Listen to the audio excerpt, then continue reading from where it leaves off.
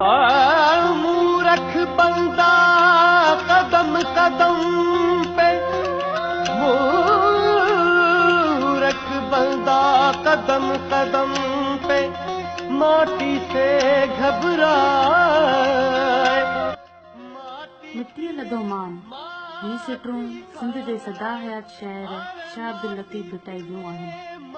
उन जी अमली तस्वीर जेकॾहिं तव्हांखे ॾिसणी आहे त अचो मूंसां गॾु ज़िले नौशहर फिरोज़ जे हिकु नंढड़े ॻोठ दरसन में, जिथे बेशुमार तजुर्बेकार हुनरमंद सॼो ॾींहुं मिटीअ सां खेॾंदा आहिनि। जी हा, कुंभर, जेके मिटीअ खे नए वजूद में आणींदे आणींदे पंहिंजी सॼी हयाती हिन फन खे अर्पनि था ऐं हर तकलीफ़कार जियां वक़्त जो सितम चर्चूं सहनि था। हिननि सादा हुनरमंदनि जा ठहियल ख़ूबसूरत मिटीअ जा थांव, जिनमें दिला, मट, पाटरियूं, भांडारा, तंदूर, नादियूं ऐं चकरा ॾिसण वारनि जे तवजा जो मर्कज़ बणजनि था।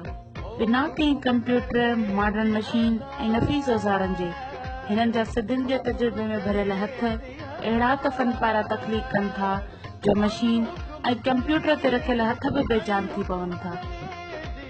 पहिरियां खां तयारु मुलायम मिटीअ खे अटे वांगुरु ॻोहण खां पोइ तयारु शुदा शाहकार जे वज़न मुताबिक़ कटे चक ते चाढ़ियो वेंदो आहे ऐं पोइ इंसानी हथ ऐं हिकु सादा मशीन मां उहे फन पारां वजूद वठंदा आहिनि जो कंप्यूटराइज़ मशीनुनि जे मथे ते पिणु पघर अची वञे थो। ही हथ ई पेरनि जी गॾियल हरकत ऐं मिटीअ ते हथ जे दबाव ऐं फनकाराना सलाहियतुनि सां ई मुमकिन आहे। उन्हनि सादा ऐं मेरड़नि हथनि में अलाए त कहिड़ो जादू आहे, या उहो इंसान जो मिटीअ सां मोहबत जो रंग, उहो सम्झणु हिकु ॾुखियो कमु आहे। मिटीअ मां तयारु थियल थांवनि खे 3 ॾींहं उस में सुकायो वेंदो आहे ऐं पोइ उनखे आवीअ में पचायो वेंदो आहे, जंहिंजो इंजण मुख़्तलिफ़ जमा कयल गंद किचिरे ते हलायो वेंदो आहे। उहो बि नसलनि खां हलंदड़ उन्हनि जो पंहिंजो फार्मूलो आहे, जंहिंमें न बिजली ख़र्च थिए थी ऐं न ई का एटमी इंजन। हर कम जियां हिन कम में बि उन्हनि खे काफ़ी मसइलनि सां मुंहुं ॾियणो पवे थो, जीअं त मिटी खणण दौरान हिननि खां भतो वसूल कयो वञे थो।